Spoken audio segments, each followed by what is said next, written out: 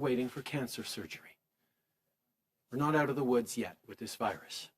Everyone is working around the clock to get as many Canadians vaccinated as quickly as possible. But right now, more contagious and dangerous variants are spreading and threatening the progress we've made. Even with millions of Canadians already having received their first dose, we need to keep doing what we know works to stop the spread of the virus. So avoid gatherings, stay home when you can, wear a mask, keep your distance, and download and use the COVID Alert app. We know what it takes to stop this wave. We know how to get out of it. We've done it before.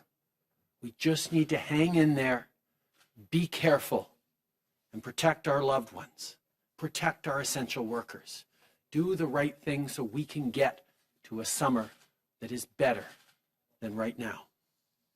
Today, I also want to address teachers, parents, and kids across the country. Yesterday, Premier Ford announced that schools will close in-person learning indefinitely as cases of COVID-19 rise sharply in Ontario. And we know that other provinces are watching the situation in their schools, too. I know this isn't easy. So to teachers, parents, and kids, thank you for your efforts once again. You are stepping up in incredible ways, and I know it's tough. Nobody wants to go back to online learning. Nobody wants to be stuck at home. But we have to make it through this, and things will get better because of what we're all doing right now. Since the beginning of the crisis, we've invested $2 billion through the Safe Return to Class Fund to help provinces and territories make your schools safer. And we will continue to do whatever it takes for as long as it takes to get us through this. Jusqu'à maintenant, on a livré plus de 11,3 millions de doses de vaccins contre la COVID-19 aux provinces et aux territoires. Pour ce qui est de Pfizer, cette semaine, comme prévu, on a reçu un peu plus d'1 million de doses. Pour ce qui est de Moderna, une livraison de 850 000 doses a atterri au Canada ce matin. La vaccination progresse. Chaque jour, il y a plus en plus de gens qui reçoivent leur dose.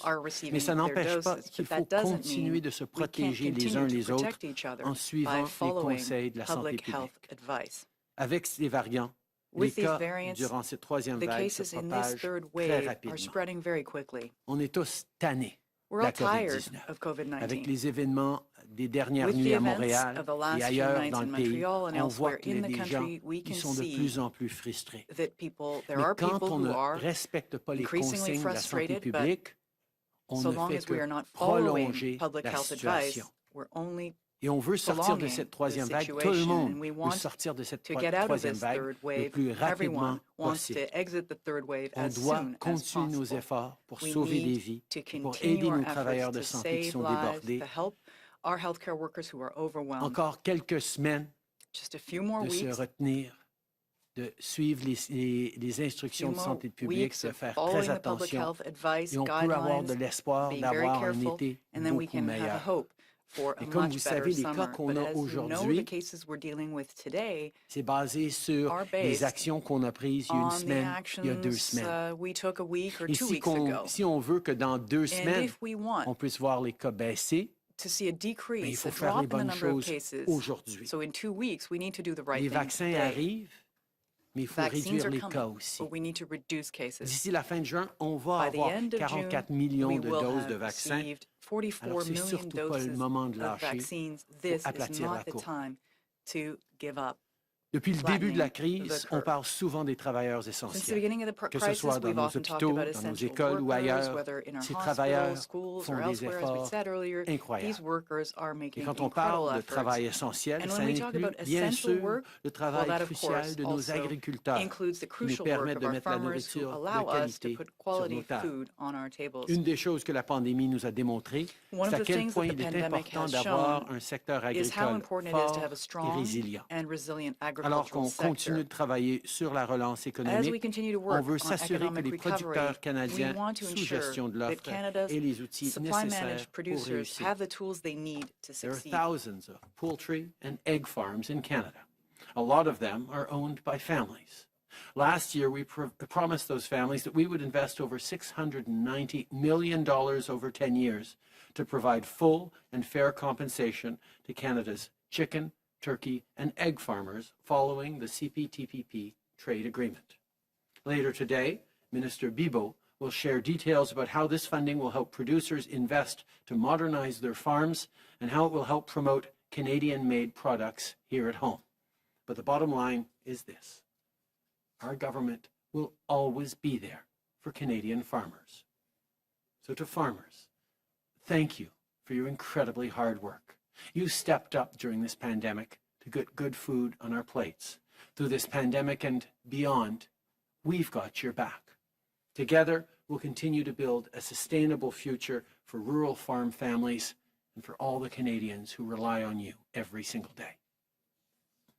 Anyone who's seen the endless miles of wheat and canola as they drive across the country can tell you just how big Canada is. In a country like ours, air travel is an essential service.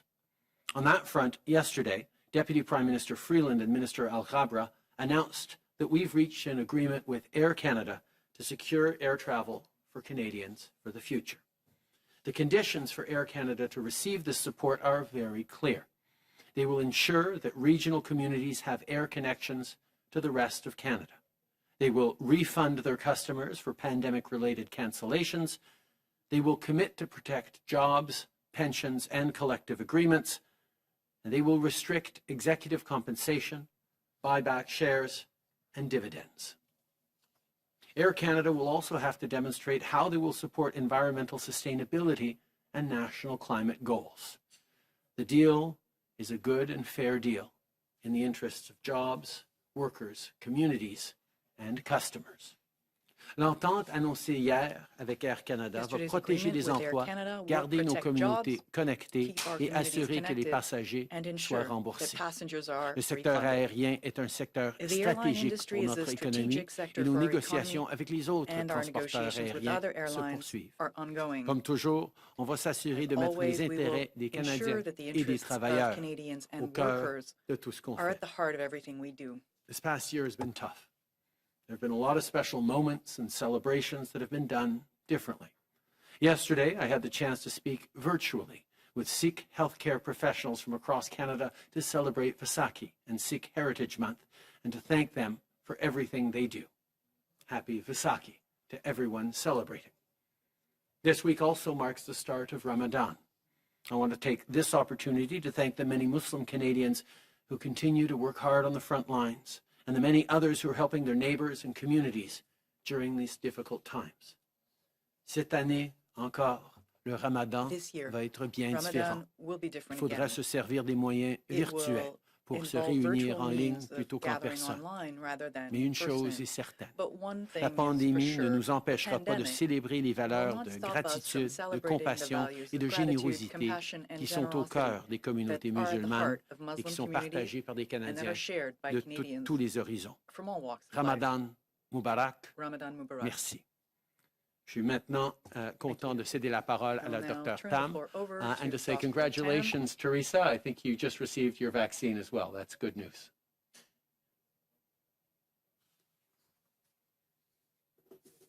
Bonjour à toutes et à tous. As we continue to track current surveillance data against the longer-range modeling forecast from just over 2 weeks ago, we are seeing daily cases still rising along a strong resurgence trajectory. Although COVID-19 vaccine benefits are being seen for high-risk groups prioritized during the initial rollout, experience worldwide is unequivocal in cautioning us that strict public health measures will continue to be crucial during this phase of vaccine rollout, especially in the presence of high rates of disease. To date, over 1,071,000 cases of COVID-19, including over 23,350 deaths, have been reported in Canada. Over the past week, there has been a 33% rise in daily case counts, with an average of almost 8,100 new cases reported daily. During this same time, the number of people experiencing severe and critical illness continues to rise.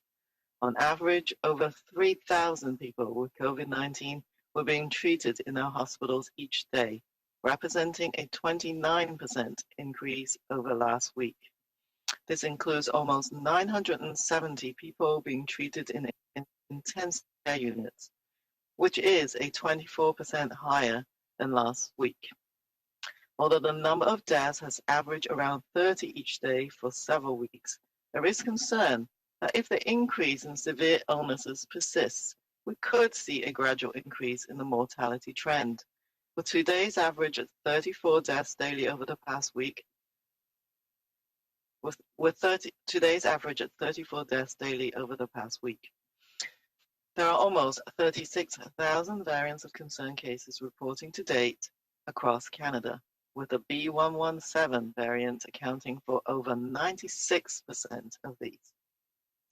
These trends are discouraging, but they reinforce why we must strengthen precautions to bring this variant of concern-driven resurgence under control quickly. This is the third big push, and we're all tired, but the benefits of applying our strongest collective effort by following public health advice and strictly maintaining individual precautions could not be greater. This push will enable us to focus more capacity towards vaccine rollout. Two great examples of this unified effort I will highlight today are from Nova Scotia. We have recently learned of a vaccine clinic organized for Black Nova Scotians in the Hammonds Plains community, just outside of Halifax. The clinic was held at the historic Emmanuel Baptist Church, which has long been an important fixture in the community. Coming together in solidarity to receive COVID-19 vaccines is a testimony to the community's perseverance and commitment to ensuring people feel culturally safe in the vaccination process. I also heard about a pharmacist in Cape Breton who converted an old ambulance into a mobile clinic to bring COVID-19 vaccination to seniors and people with mobility challenges. There are so many examples from individuals to organizations finding ways to help others and make sure that we all end this crisis together, stronger and more united. Finally, on our current trajectory, it might seem premature to think of the days when restrictions will ease and social and economic activities will resume. But if we want to take forward the things we've learned about the importance of family, community, and equity, about how we supported each other, adapted, and innovated, we must commit to acting thoughtfully, clear in the view of what we want to take forward. The end of this crisis will be a time of great change. Let's not race towards the finish and risk stumbling along the way. Let's make every step count by continuing at pace together. Thank you. Bonjour à toutes et à tous. Alors que nous continuons d'assurer le suivi des données de surveillance actuelles par rapport aux prévisions modélisées à long terme établies il y a un peu plus de 2 semaines, nous constatons que le nombre quotidien de cas augmente toujours selon une trajectoire liée à une forte recrudescence. Bien que nous remarquons les avantages de la vaccination contre la COVID-19 chez les groupes à risque élevé vaccinés en priorité lors de la campagne initiale, ceux qui passent partout dans le monde nous mettent en garde sans équivoque quant à la nécessité de maintenir des mesures de santé publique rigoureuses pendant la présente campagne de vaccination, particulièrement en présence de taux élevés de maladies. À ce jour, plus de 1,071 000 cas de COVID-19, dont plus de 23 350 décès ont été recensés au Canada. Au cours de la dernière semaine, le nombre quotidien de nouveaux cas a augmenté de 33%. En moyenne, presque 8 100 nouveaux cas étant signalés chaque jour. Au cours de la même période, le nombre de cas graves et critiques de la maladie continue d'augmenter. En moyenne, près de 3 000 personnes atteintes de la COVID-19 ont été traitées dans nos hôpitaux chaque jour, soit une augmentation de 29% par rapport à la semaine dernière. Ce chiffre comprend presque 970 personnes qui étaient dans les unités de soins intensifs, ce qui représente une augmentation d'environ d'environ 24 par 24% rapport à la higher semaine than dernière. last week. Bien que le nombre de décès s'élève en moyenne Although the à number of environ deaths 30 has par jour averaged around depuis 30 each plusieurs day semaines, for nous several craignons weeks, que si le there is a nombre de cas concern graves continue that if the d'augmenter, increase in cela severe pourrait se illnesses traduire persists, par une we could see a augmentation gradual graduelle du increase taux de in the mortalité. mortality trend. Nous avons enregistré une moyenne de 34 décès par jour au cours de la dernière Today's semaine. average Il y a at presque 34 36 000 cas de deaths variants daily over the past préoccupants week. signalés à ce jour au There Canada. are almost Le variant 36,000 variant of B117 concerned représentant cases plus de reported to date across Canada, 96% des with cas. the Ces B117 tendances variant sont accounting source de for over découragement, 96% mais of elles these. démontrent pourquoi nous These devons trends are prendre des discouraging, mesures de précaution but they encore reinforce plus why we rigoureuses must afin de strengthen maîtriser precautions to rapidement bring this cette variant of concern recrudescence driven liée aux variants resurgence préoccupants. C'est under notre control troisième série quickly. d'efforts importants et nous This sommes is the tous third big push, fatigués, mais les and we're all bénéfices que tired, nous but the obtiendrons benefits en of nous serrant les applying coudes comme our jamais auparavant, strongest en collective effort respectant le Conseil de santé by publique following et en public health appliquant advice and rigoureusement strictly les précautions maintaining individuelles individual seront les precautions plus could importants not be à ce greater. jour. Les efforts que nous déploierons This nous push permettront will d'affecter enable us davantage de ressources à la to campagne de focus more vaccination. capacity towards Les deux vaccine rollout. exemples de solidarité que nous mentionnerons aujourd'hui Two ont great eu lieu en examples of this Nouvelle-Écosse. unified effort Nous I avons will appris highlight today récemment are qu'une from Nova clinique de Scotia. vaccination We a have été recently learned of organisée a à vaccine clinic l'intention de la communauté noire organized for néo-écossaise à Black Hammond Nova Plains, Scotians in the en Hammonds périphérie de Plains community Halifax. just outside La of clinique s'est Halifax. déroulée dans The l'église clinic baptiste was historique held at the Emmanuel, historic qui fait Emmanuel partie Baptist intégrante Church, de la which has communauté long depuis been an important longtemps. fixture in the Ce geste community. de solidarité dans le cadre Coming de la together in vaccination solidarity contre la to receive COVID-19 COVID-19 témoigne de vaccines la persévérance et de testimony l'engagement to de the la community's communauté en perseverance and permettant commitment aux personnes de to recevoir le ensuring people vaccin feel dans le culturally safe respect de leur culture. in the vaccination Nous avons process. également été informés qu'un I also pharmacien de heard about a Cap-Breton pharmacist in a Cape Breton converti une who ancienne converted an old ambulance en clinique ambulance mobile into a pour mobile permettre clinic aux aînés et aux personnes à to bring mobilité réduite de se faire vacciner COVID-19 contre la vaccination to COVID-19. seniors and Les people with exemples sont si mobility nombreux de challenges. gens et There are so many d'organisations examples qui of innovent pour individuals to aider les autres à organizations veiller à finding ce que nous ways to help others sortions de cette and crise make sure ensemble that we all plus end this forts crisis et plus together, unis. stronger and more Finalement, united. compte tenu de la trajectoire Finally, actuelle de la courbe, on our il current pourrait être trajectory, it prématuré might de seem songer premature au to moment think of the où les days when restrictions seront restrictions will allégées ease et où les and activités social and economic économiques et activities sociales will reprendront. resume. Cependant, si nous But voulons if we mettre à want to profit take ce que forward nous avons the appris sur things we've l'importance de la learned famille, about the de la importance of communauté et family, de community, l'équité, sur and comment nous avons equity, pris soin les about uns how des we autres, supported each other, nous nous sommes adaptés et avons adapted and innové, nous devons innovated, nous engager we à agir must de commit façon to réfléchie, acting thoughtfully, en sachant clairement quelles leçons nous clear in the view désirons of en what we tirer. want to take forward. Cette crise laissera The place end à of une this période de crisis changement will be a important. time of great Ne nous change. hâtons pas trop vite, Let's not car nous race risquerions toward de the finish rencontrer des and risk obstacles. stumbling along the Passons way. chaque étape Let's une make à la every fois step en count continuant de by faire des choses continuing tous en at même temps. pace together. Merci. Thank you. Thank you, Dr. New. The PM will be answering questions for 20 minutes. Minister LeBlanc and doctors will remain available for more questions for another 15 minutes afterwards. One question, one follow-up, starting with the phone. Merci beaucoup, Dr. New. Le premier ministre va répondre aux questions pendant 20 minutes et doit nous quitter par la suite. Le ministre LeBlanc et les docteurs répondront à d'autres questions par la suite pour un total de 15 minutes. Une question, une sous-question, en commençant par le téléphone. Opérateur, c'est à vous. Merci. Thank you. Please press star 1 if you have a question. Veuillez appuyer sur étoile 1 pour poser une question. Notre première question est de l'inaudible de la presse canadienne. À vous la parole. Please go ahead. Oui, bonjour.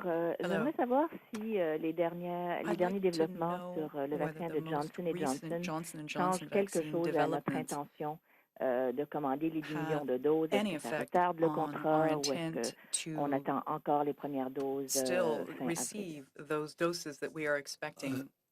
Merci, Lina. On est dû pour recevoir nos premières doses de Johnson & Johnson à la fin du mois d'avril. Mais évidemment, on va continuer de regarder attentivement ce qui se passe aux États-Unis avec leur expérience. On continue d'être en discussion avec la compagnie et de comparer nos données avec tous nos partenaires. Mais Santé Canada va toujours prendre les bonnes décisions pour assurer la sécurité de tout le monde. le monde. safety Et of everyone. c'est aussi un exemple de pourquoi c'est une bonne chose qu'on ait tellement de différents contrats avec différentes compagnies de vaccins, parce que même sans Johnson Johnson, on va avoir plus de 44 millions de doses d'ici la fin du mois de juin. C'est important d'avoir plusieurs options et c'est exactement ce qu'on a. Donc, si je comprends bien... Juste une seconde, Lina, je vais répondre en anglais d'abord. I'll answer that in English now. We are still on track to receiving our first shipment of the Johnson & Johnson Janssen vaccine by the end of this month. But obviously, we're following closely developments in the United States, and we can assure everyone that Health Canada will, every step of the way, put the health of Canadians first and foremost in any decisions we make around distributing vaccines. But it also goes to highlight that it was important that we signed deals with a large range of potential vaccine makers because we didn't know which ones would be most effective, which ones would arrive early. That's why Canadians are well served, and even without the Johnson & Johnson vaccine, we are going to be receiving over 44 million doses by the end of June. En suivi, Lina? A follow-up, Lina? Thank you. Donc, dommage que Mme Anand ne soit pas là, mais si je comprends bien, on ne touchera pas au contrat, ça ne changera rien. On va quand même acheter les 10 millions de doses et décider entre-temps si on les administre ou pas, si jamais il y a un problème. On a signé des contrats avec 7 différentes compagnies à travers le monde l'année passée pour justement s'assurer que quelles que soient les compagnies qui livreraient le meilleur vaccin ou un vaccin efficace rapidement, nous allions être bien positionnés. Donc oui, on a un contrat, on a acheté des doses de Johnson & Johnson et on espère que ça va être des doses qu'on pourra utiliser pour protéger les Canadiens de la COVID, mais on va prendre nos décisions basées sur les recommandations de Santé Canada, basées sur ce qu'eux ils concluent par rapport à ce qu'ils voient dans le monde. Merci. Opératrice, prochaine question. Merci. Our next question is from Ryan Timothy from the National Post. Please go ahead. À vous la parole. Yeah, good morning, sir. I'm wondering, obviously with the benefit of hindsight, but, we're in the middle of this third wave now, and vaccines wouldn't solve it, but they certainly do some way to help address its impact. Is there anything about our vaccine procurement approach as a country that you, in retrospect, now think was a mistake or where you would have liked to have acted earlier? No, not in terms of our vaccine rollout. Obviously, we worked extremely hard from last summer onwards to sign many different contracts with different potential vaccine makers around the world. And we were among the first countries to start getting approved vaccines into arms back in December. We've seen various vaccine companies challenged with development or manufacturing issues, but in general, the vaccines have been arriving in Canada in steadily increasing numbers. And I think it's important to remember that vaccination alone, even being well advanced in vaccinations, doesn't necessarily lead to an ability to ease public restrictions. Just look at the case of the UK, where they obviously have a higher rate of vaccination than we have, but they also have significant restrictions and have kept them in place for quite a long time. What we need in order to ease restrictions in this country as we get closer to the summer is both for more people to get vaccinated and for the caseloads to go down across the country. Those are the two things we need to make sure happens. And restricting caseloads or reducing caseloads has to do with following public health advice, restricting our movement, limiting gatherings, wearing a mask, washing your hands, doing all those things that we know will reduce the number of cases around the country because we've succeeded in doing it before in the second wave and way back in the first wave as well. Following up, Ryan? Yeah, sir. The third wave that we're seeing now is worse than it has been at any point during the pandemic for some parts of the country. I'm wondering if now, especially as these cases continue to rise, if you're considering any tighter restrictions from the federal level, either restrictions between travel at provinces or maybe more restrictions on incoming travel from overseas. On incoming travel from overseas, we already have some of the strongest restrictions in the world and have had those in place since last March for well over a year now. The 2-week mandatory quarantine on essential travelers, the limits on non-essential travel, now the testing, the pre-boarding testing, the on-arrival testing, the mandatory quarantine while we're waiting for the results of the tests, and the 2-week quarantine in a safe situation at home are all things that have meant extremely limited importation of the virus from overseas. Unfortunately, we're still getting a lot of transmission inside the country, and that is something that we need to continue to monitor. But that's not something that the federal government needs to step up on. The extraordinarily successful example of the Atlantic bubble, for example, was done without the federal government dictating to the Atlantic provinces that they needed to do this. They made that decision on their own, and it was the right one. And of course, as a federal government, we supported them. Similar things for the Northern Territories.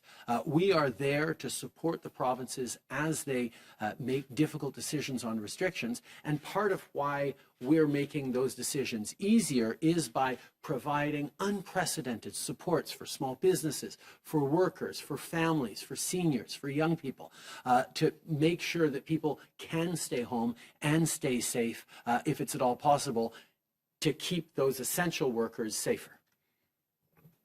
Merci. Opératrice, une dernière question au téléphone, s'il vous plaît. Thank you. Notre prochaine question est de Marie Vastel du Devoir. À vous la parole. Last question, Marie Vastel du Devoir. Over the phone. Oui, bonjour. En fait, j'avais une question sur le vaccin Johnson & Johnson et l'utilisation qui a été suspendue aux États-Unis, mais comme M. Trudeau vous avait déjà répondu, je vais me permettre de poser ma question à la Dr. Tam pour avoir peut-être une réponse plus précise. Pouvez-vous plus précis à savoir est-ce que cette décision des autorités américaines pourrait se répéter au Canada? Vous dites que Santé Canada va regarder la situation. Est-ce que Santé Canada envisage de suspendre ou en tout cas d'interdire l'utilisation de Johnson & Johnson et est-ce que cela pourrait retarder notre propre utilisation de ce vaccin-là dont on attend des doses là, quand même dans 2 semaines, si je comprends bien? C'est Dr. New. Peut-être moi, je peux commencer, Dr. Tam, pour ajouter après. Oui, on sait que nos collègues à Santé Canada sont indépendants. Ils suivent les situations étroitement et ils continuent d'avoir des bonnes discussions, conversations avec leurs homologues des États-Unis.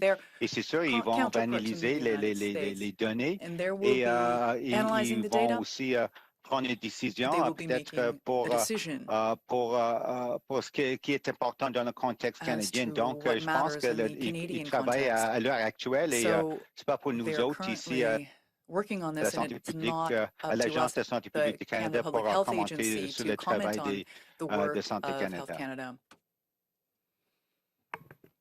En suivi, Dr. Tam, oui. This is Dr. Tam. Comme vous avez déjà vu, Santé Canada a un processus très rigoureux. Il va suivre, je pense qu'à peu près le même processus que la détection de problème avec le AstraZeneca. I'm sorry I asked it in French, but you can go in English. Thank you. It's okay. So I think you have seen the process once already that the regulator in Health Canada follows when there is a signal of an adverse effect following immunization with the AstraZeneca vaccine. So I expect them to do the same due diligence connecting to the international regulatory authorities like the Food and Drugs Administration in the United States and gather information from them as well as the manufacturer We've heard about rare side effects. I think it's 6 cases of these unusual blood clots with low platelets following 6.8 million doses administered in the United States. Health Canada, we need all of this data and do, in the Canadian context, the benefit and risk analysis. Following that, I expect that the National Advisory Committee on Immunization, as appropriate, will look at that information as it supports the provinces and territories in providing guidance. And I would also expect to convene and support a discussion amongst provinces and territories as to how best use the Janssen vaccine in the Canadian context. So all those steps I expect will be followed similar to the AstraZeneca vaccine. En suivi, Marie? Well, thank you. Just a quick follow-up, Dr. Tam. When do you expect Health Canada to have done this analysis and come out with an opinion on this? Et Monsieur Trudeau, en sous-question, on voit que la France suspend tous ses vols avec le Brésil parce que la pandémie est essentiellement hors de contrôle. Je sais que les Canadiens ne devraient pas voyager, que c'est pas le temps de voyager, donc je vous évite de me répéter ça en réponse à ma question. Je voudrais savoir, est-ce que vous comptez au Canada demander la fin des vols avec le Brésil ou est-ce que c'est déjà fait et est-ce que vous envisagez faire la même chose avec d'autres pays? D'abord, on est en train de regarder très attentivement ce qui se passe à l'international et on va prendre des décisions au fur et à mesure qu'il y a plus d'informations qui rentrent. On a déjà restreint énormément de vols à l'international et on a des mesures extrêmement rigoureuses aux frontières pour assurer qu'il n'y a pas d'importation du virus de nulle part parce que la variante du Brésil ne se trouve pas seulement au Brésil, il y a même quelques cas au Canada déjà. Alors, tout ce qu'on est en train de faire est effectivement pour limiter la transmission. Alors, non seulement ce n'est pas le moment de voyager à l'international, ce n'est pas vraiment un moment pour voyager à l'intérieur de notre pays non plus. Donc, faites attention pendant encore plusieurs semaines, mais on va continuer de suivre la situation. Merci, on va maintenant passer à les questions dans la salle. Now, questions in the room.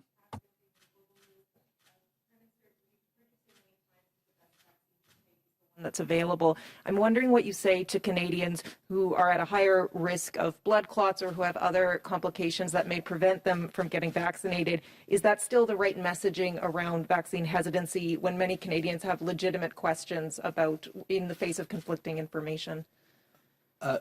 Medical professionals, whether it's your family doctor, whether it's your pharmacist, whether it's the National Guidelines Committee, NACI, are making recommendations around which vaccines are right for which people. That means that gets translated into whichever vaccine you are offered is going to be the right one for you.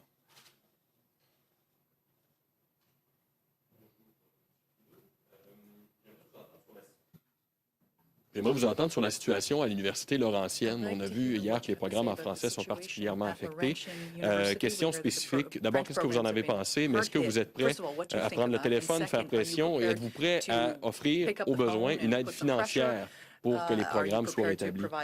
D'abord, nous sommes très préoccupés par la situation à l'Université Laurentienne. La communauté francophone en Ontario est justement a raison d'être très fier de ces institutions d'éducation postsecondaire francophone dans la province.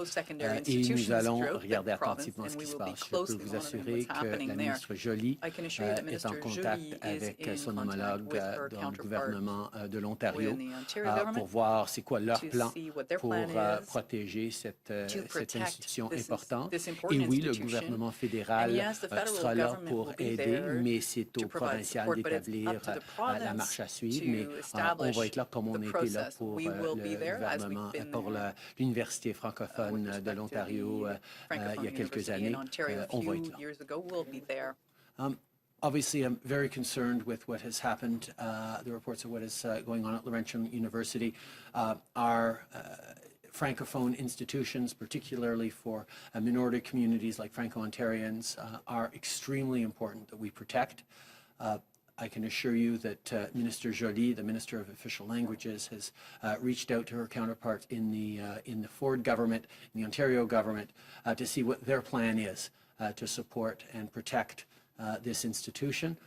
The federal government will be there to support, but it is a provincial jurisdiction, and therefore they need to figure out what the plan is, and we will be there to support because we know how important it is to protect official language minorities across the country. J'aimerais vous entendre sur le Grand Prix de F1 à Montréal. Je voudrais avoir vos impressions sur la tenue de l'événement comme tel, mais aussi les promoteurs demandent aux différents paliers de gouvernement 6 millions de dollars en contribution parce que, bon, les spectateurs sont pas là, etc. Est-ce que vous avez de l'ouverture à les aider? L'industrie touristique, notamment, a subi des durs coups. Alors, j'aimerais vous entendre là-dessus. Je sais que les pourparlers sont en train de se passer présentement. Mais à chaque étape, notre priorité, ça va être la santé des Canadiens et c'est sur cette base-là qu'on va prendre des décisions. On va laisser les pourparlers se passer et on va regarder qu'est-ce qu'il faut faire pour protéger la santé des Canadiens. Merci. Prochaine question. Glenn McGregor, CTV News. Prime Minister, this weekend your party overwhelmingly endorsed the idea of implementing a universal basic income. Today, you're meeting with the leaders of the NDP and the Green parties who also both strongly support that idea. You seem less enthusiastic yourself. Can you clarify your position on this? And as you bring in the federal budget, are you going to take the first steps, or is it something you're going to push off to your next mandate?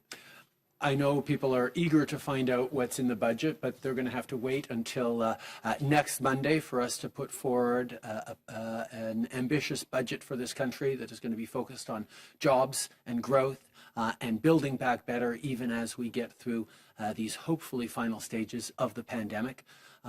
I was incredibly pleased to see Liberals gathering virtually from across the country to talk about what building back better looks like, how we can create good jobs and growth, protect the environment, and support the most vulnerable around the country that we've seen have been particularly hard hit by the pandemic. The Liberal Party conventions have been a source of ideas and initiatives that often have made it into platforms and into policy by the Liberal government. I can think of same-sex marriage. I can think of a range of issues that have been brought forward, and we will continue to listen to the grassroots and value their encouragements to continue pursuing various policy options. The things that we've done for the most vulnerable Canadians, whether it's been supporting the middle class and people working hard to join it with things like the Canada Child Benefit, support for seniors by increasing the guaranteed income supplement, reducing taxes on the middle class and raising them the wealthiest 1%, are all things designed to make sure that everyone has a real and fair shot to succeed. And that's exactly what we're going to continue to work on as a party. Prochaine question. Hi, David Thornton, CBC News. Prime Minister, you had a lot to say about all the work that your government has been doing during this pandemic to provide benefits for Canadians. But the Bloc and even the NDP is saying that you wouldn't have been so generous had it not been for them pushing you, and that you would have done the minimum to help Canadians. Do you agree with that? It is the role of political parties to try and make themselves look as good as they can. And as relevant as they can. It is the role of a government to be there to support Canadians. And I made a very straightforward promise at the beginning of this pandemic that we would have people's backs, that we would be there for Canadians as much as it took for as long as it took to get through this pandemic. Not just because it's the right thing to do morally to be there for each other, but also because it is the smart thing to do to ensure that our economy can come roaring back as quickly as possible after this pandemic. And this is about us as a government being true to the values and the principles that we have led with over the past 5 years. Whether it was the very first thing we did was lower taxes for the middle class and raise them on the wealthiest 1%. Whether it was the fact that we moved forward with the Canada Child Benefit that lifted hundreds of thousands of kids out of poverty. This made a huge difference in the lives of Canadians. The NDP voted against the Canada Child Benefit. We've continued to move forward on lifting seniors out of poverty. We lifted over 1 million Canadians out of poverty in the first 5 years of our government. at the same time as we created 1 million jobs. The focus we have as a government is on growing the economy and creating opportunities for Canadians, but we know the best way to do that is to make sure that those opportunities are there for everyone. So I'm always happy to see the NDP and the Bloc and the Greens and others supporting the strong measures that we're putting forward. I'm always happy to disagree with the Conservatives when they say that we should have done less for people and more for businesses, because investing in people is something that has demonstrated positive results, not just for Canadians across the country, but for our economy as well, before this pandemic and through this pandemic. We'll take one last question on the phone. On the floor, please. Hi, Prime Minister. Chris Reynolds, Canadian Press. Bill C-19, the legislation that would amend the Canada Elections Act to allow a federal election to play out safely and smoothly during a pandemic. This bill has not yet passed second reading in the House of Commons. I'm wondering if you will commit here today to not ask to dissolve Parliament until that legislation is passed, or otherwise trigger an election. As I've said many times, our priority as a government is being there to support Canadians, being there to give them the supports that they need to get through this. A great example of that is the fall economic statement that put forward significant measures to support Canadian families and workers through this difficult time. Unfortunately, the Conservative Party, amongst others, have been blocking this piece of legislation and preventing that help from getting out to Canadians. That's really disappointing. We need to have a government and a parliament that functions to deliver the supports to Canadians they have, not to have parties play political games. So we're going to stay focused on making sure that Parliament is working for Canadians. And part of that is ensuring that we do move forward on important initiatives like the C-19, the Pandemic Safe Elections Act, which would allow for a federal election to be safer in a pandemic situation. Obviously, nobody wants to have an election right now. Certainly we do not. But I think it is simply responsible to make sure that parties have the choice, for example, to vote against the budget we're putting forward next week. And not feel threatened that democracy is so fragile that we can't have an election because they would be putting Canadians at risk. That's why we're disappointed that even though we've brought forward, I think 5 different times, if not more, the Elections Act for debate, it hasn't been able to move forward. We hope that parties are going to put aside their political differences and allow debate and discussion to happen at committee on the Elections Act. Because we need to have a parliament that functions, but first and foremost, we need to be delivering for Canadians as we're in this third wave, and we're going to do everything we need to get Canadians the support they have to have while we bring forward a budget, while we move forward on direct supports for Canadians.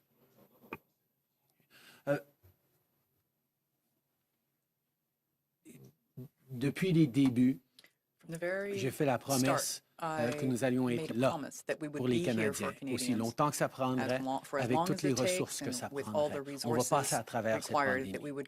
Pour cela, il faut pouvoir livrer à la Chambre des communes sur les mesures nécessaires pour les Canadiens. Et malheureusement, par exemple, notre énoncé économique de l'automne est encore en train d'être retenu à la Chambre des communes par le Parti conservateur qui est en train de bloquer de l'aide aux Canadiens. C'est décevant qu'ils jouent des jeux politiques avec des enjeux extrêmement importants pour les Canadiens. Nous, notre priorité, c'est de livrer. Notre priorité, c'est d'assurer qu'on est là pour appuyer les Canadiens.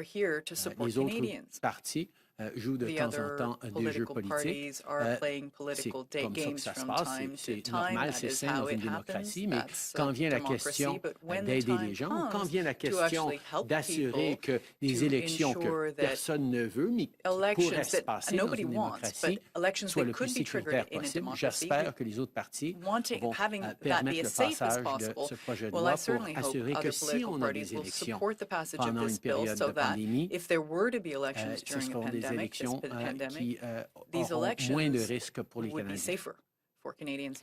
Merci beaucoup, Monsieur le Premier Thank ministre. C'est you, le tout le Prime temps que vous avez avec nous Minister. This is aujourd'hui. all the time you have today with us. Thank you. On va maintenant retourner au téléphone pour des Now questions pour we'll le ministre come Leblanc back to et the les phone docteurs. lines for questions Opératrice, for c'est the à vous. Minister Leblanc, and Our next the question public is health from Mary Kay officers. Walsh from the Globe and Mail. Please go ahead, à vous la parole. Hi, thank you so much for taking my questions. I'm looking for more information about Moderna. We're seeing repeated delays in shipments from Moderna. I believe we're now looking at the third delay in a row, with provinces being told to expect the shipment that was expected next week to only arrive the week after at the earliest. The Moderna doses that the Prime Minister announced today are actually the ones that were supposed to come last week. So why is this continuing to happen? And is there any clarity on when more certainty will come to Moderna's supply? So it's Dominic LeBlanc. I'll offer a few comments, and if Dr. Tam or Dr. New want to add something, they obviously can.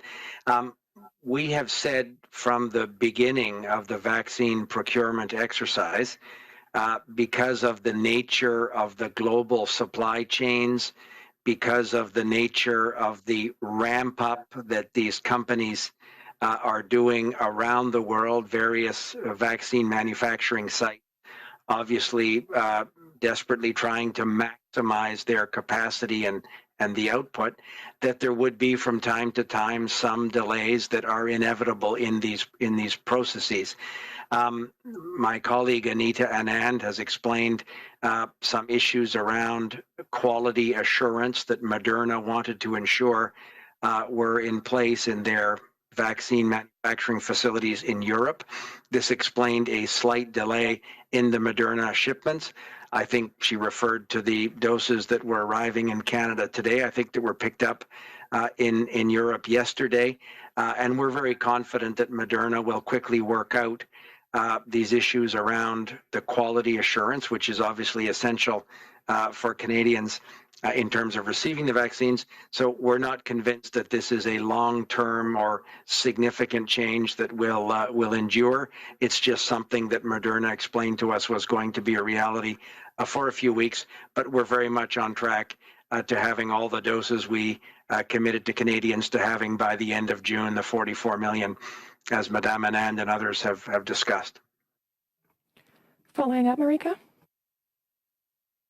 Yeah, I appreciate that response, but the focus on the end of June does not address the fact that each of these doses are needed now and they're continuing to be delayed. I'm wondering what message you've given to provinces on how much buffer time they need to give to their vaccine appointment bookings because of the uncertainty. For example, Ontario said today that the delays are having an impact on the continuity of their vaccine operations. We saw Manitoba cancel appointments last week because of the Moderna delays. We saw Nova Scotia saying that they're working on a 2-week time frame and only allowing appointments to be booked once deliveries have been confirmed because of the uncertainty. So what's your messages to province on how fast they actually can go right now, given this uncertainty? So our message to provinces and territories, again, has been consistent that we want to work collaboratively with them and share all of the information that we have as a national government in real time with them as vaccine suppliers, inevitably, as I indicated a few minutes ago, inevitably have some adjustments in certain delivery schedules. So General Fortin, the officials of the Public Health Agency of Canada, distribute the best up-to-date information that we have with our partners in provinces and territories. But we share the very real impatience of Canadians to get vaccinated. That's why we've been able to accelerate over 22 million doses of vaccines that were initially expected to arrive in subsequent months. We've been able to accelerate their arrival to an earlier point, and we'll continue to work in that regard relentlessly to do everything we can to get as many doses in Canada as quickly as we can. So that's something that we've committed to do for Canadians, and that's something that we work on with provinces and territories, but we're very confident that provinces and territories have the appropriate systems in place in order to be able to effectively and quickly deliver these doses to Canadians as soon as they arrive in Canada. Not having other questions on the phone, we'll now go back to the floor. First question. Dr. Tam, I would like to get your thoughts about holding the Montreal Grand Prix in closed circuit and especially about the quarantines. Would you be open to kind of a bubble so the pilot wouldn't have to respect the quarantine because they can't respect the 14 days quarantine because of the previous event? Where are you at in that reflection? Et Dr. Nou, si vous voulez ajouter quelque chose en français, je le prendrai aussi. Anything to add in French? That would be great. C'est Dr. New, peut-être moi je peux commencer. Je suis un peu Perhaps I plus could impliqué start. que Dr. Tam avec tous les sports. C'est intéressant. Nous autres, on travaille étroitement aussi avec nos collègues aussi à travers le gouvernement fédéral parce que même le dossier pour peut-être un peu les exemptions pour les événements, c'est aussi avec les autres ministères, l'immigration aussi et patrimoine. Donc, on travaille étroitement avec eux. Mais moi, avec nos collègues à l'Agence de la santé publique, notre rôle, c'est vraiment d'analyser les protocoles, c'est quoi le protocole pour dépistage, pour peut-être une quarantaine. Mais comme le Premier ministre a constaté déjà, pour nous autres aussi, en fin de compte, c'est vraiment il faut assurer la sécurité et la santé des Canadiens. Ça, c'est la priorité. Et donc, on est toujours en mesure de regarder, analyser les soumissions, les propositions des organisateurs des événements avec la sécurité et santé des Canadiens comme une priorité. Maintenant, je peux vous dire que il y a beaucoup de monde aussi, le gouvernement de Québec qui sont en train d'analyser les protocoles, mais je ne suis pas dans une position pour vous dire plus que ça. C'est quelque chose, c'est un enjeu actuel. Par ailleurs, est-ce que vous pouvez me dire précisément où vous en êtes sur cette idée? J'aimerais savoir un peu une idée d'où vous vous positionnez. Est-ce que vous sentez qu'il y a une ouverture d'une part? D'autre part, qu'est-ce que vous pensez de cette bulle qui permettrait aux gens qui y participent d'éviter la quarantaine? Je ne sais pas, je comprends bien éviter la quarantaine. C'est sûr que tout le monde qui rentre au Canada normalement, c'est normal pour tous les voyageurs qui arrivent au Canada de passer une quarantaine de 14 jours. Des fois, peut-être on peut donner une exemption. Moi, je peux peut-être donner, comme il dit un avis, un conseil personnel. Des fois, c'est un défi parce que si on analyse un protocole, c'est la même situation, même avec moi, je me souviens des champions de hockey mondial pour les juniors. Donc, on a analysé les protocoles, la proposition des organisateurs à un moment donné. Mais on a dit toujours, hey, on ne sait pas qu'est-ce qui va se passer au futur. C'est quoi les situations, ce sera la situation quand l'événement va vraiment se passer. C'est la même chose maintenant avec le Formule 1. C'est encore dans quelques mois. Et maintenant, on est vraiment dans une situation très, très préoccupante avec les variants préoccupants, avec les unités de soins intensifs dans plusieurs régions à travers le pays débordées. Donc, si on analyse la situation maintenant, c'est wow, il faut vraiment avoir les restrictions, il faut vraiment avoir les bonnes mesures de santé publique en vigueur. Donc, ce n'est pas le temps de vraiment, pour moi, de penser à des autres événements, mais on ne sait pas qu'est-ce qui va se passer. C'est difficile à planifier aussi un peu au futur dans 2-3 mois parce que c'est vraiment la situation maintenant. Il faut vraiment réagir. Situation that is happening Glenn right McGregor, now. CTV News. Question for Dr. Tam.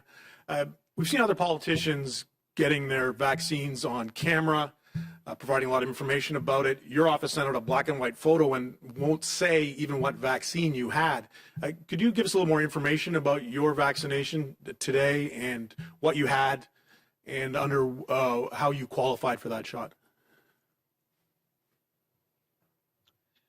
Sure. Of course, I'm very happy, like most people who have had a COVID-19 vaccine, that I actually got my shot. What I did was I went online and filled in a registration according to Ottawa Public Health and the Ottawa Hospitals protocols. I wasn't sure, I filled in the questionnaire and I await their respond back to me as to whether this is the time for me. So I did get a response back, and I lined up for my vaccine like everyone else. I didn't know exactly which vaccine I was going to get until I received the electronic email that provided me with information ahead of time as to what all the information every person who receives a vaccine should get. I knew around that time that I was going to get a Pfizer vaccine, and I lined up for it. I was obviously reading about it while I was lining up, and that's what I received. Thank you. We'll get the next question on the floor. Abigail Beeman, Global News. I'm just wondering, in light of changing information around vaccination, whether you think that you're doing enough to combat vaccine hesitancy, especially from Canadians who have legitimate questions about that beyond just telling everybody to get vaccinated. I'll offer a few comments. Oh, and then Dr. Tam can add. We talked to provinces and territories about this very issue many times. In the First Minister's call that the Prime Minister had last week, he again spoke with other First Ministers around the importance of working together to combat vaccine hesitancy. Also, the importance of directing Canadians to reliable information from different health authorities around vaccination. There is a significant amount of disinformation circulating. The best way to combat that is to empower Canadians to have access to reliable scientific information from independent scientific authorities and public health professionals. That's the best way to reassure Canadians that the vaccines are safe and effective. And we'll continue to work with provinces and territories and the medical community across the country to do whatever we can to enhance public confidence in something that we believe is entirely safe and very effective. But Dr. Tam and Dr. New can probably add more. Thank you for this question. It's an extremely important aspect of rolling out the vaccine programs. As you've seen, there's many different surveys looking at whether people intend to be to get the vaccine, and I think the latest survey suggests that like 80% of Canadians plan to get the vaccine, but many of them still have questions, particularly about safety, and those have to be addressed straight on. And so, as Minister LeBlanc has said, enabling healthcare providers to provide those specific answers is very important. So, what we're trying to do is provide the tools that they need, training, webinars, including any new developments, such as we've just seen in the rare cases of clotting with low blood platelets, is something that we try to get out to health professionals and different organizations as well that may be communicating with people in Canada about getting the vaccine. We have been supporting some funding to enable trusted community level organizations to try and get information across to their communities. I gave a couple of examples, including churches, church leaders, Black Canadians taking their place in terms of helping out and getting the information to their communities because they are more trusted by the communities who've experienced health inequities. And so getting to the people who communities and individual trusts is very much part of that strategy. Indigenous leadership.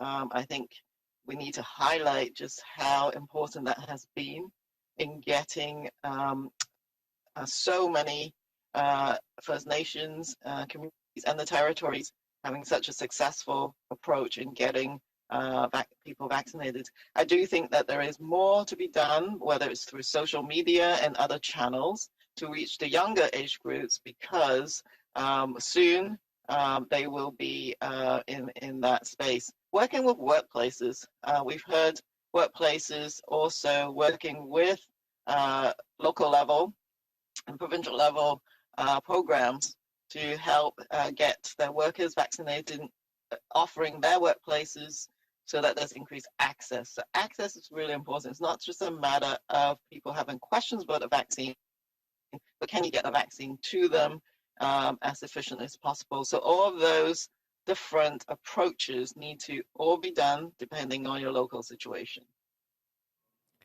We'll take one last question before ending this press for today. Hi, Dr. Tam. This is Chris Reynolds with Canadian Press. Since we have limited time, a double-barreled question for you. First of all, I'm wondering, with the record number of patients in ICUs, but death toll that's well below the record numbers, is that because of the vaccines? And secondly, with the clotting events largely happening to women, why isn't advice around AstraZeneca gender-specific? Thanks. Yes, on the first question. Now I've almost forgotten it. So let's start with the last question. So I think Health Canada has requested through their terms and conditions for authorizations specific information from AstraZeneca for the Canadian context, which means they would have also asked for the age and sex breakdown of cases so that we can analyze them. But these are rare events, so it's very difficult when the case numbers are quite unstable. The rates, when you have a very rare event over a large denominator, to try and get a handle of that. But in the end, what is actually really important is to look at the rates of severe outcomes in different age groups. This might change depending on your jurisdiction, but also with the rising cases and increased numbers of severe outcomes in younger populations, the analysis on the impact of COVID-19 also has to be taken into account when you look at that benefit and risk analysis. So the data is moving both in terms of the disaggregate data for the rare adverse event and on the COVID-related impacts. So that analysis will be undertaken by the regulator, but also by the National Advisory Committee on Immunization. And provinces also do that, looking at their own specific context, as well as their vaccine supply. And that will be sort of re-articulated in the coming days. So we look forward to that kind of data. At the last round, there wasn't enough information to essentially distinguish whether there's any sex difference in terms of the risk. But we'll await and see what the next analysis shows. In terms of the, I think it was on the rising rates of severe outcomes. So deaths, it was an incredible sort of heartening, I think, result to see the rates decreasing in those over 80 as they were the first to become offered the vaccine. And the rates of long-term care facility outbreaks go down quite dramatically, together with a number of cases in those populations. At the same time, of course, there's been public health measures, infection control measures being applied, but we do believe the vaccine has had an impact and has been effective in reducing severe outcomes in those who were initially prioritized. So what we'll be watching carefully on is, well, what happens in the next age group, for example, and those other priority groups that receive the vaccine. There's some very good data suggesting that health workers that have been initially vaccinated, first of all with the one dose, has had really good vaccine effectiveness. And so all the vaccines that we have protect against severe outcomes really well. But what I would say is that death or mortality is still a lagging indicator, as I've said in my opening remarks.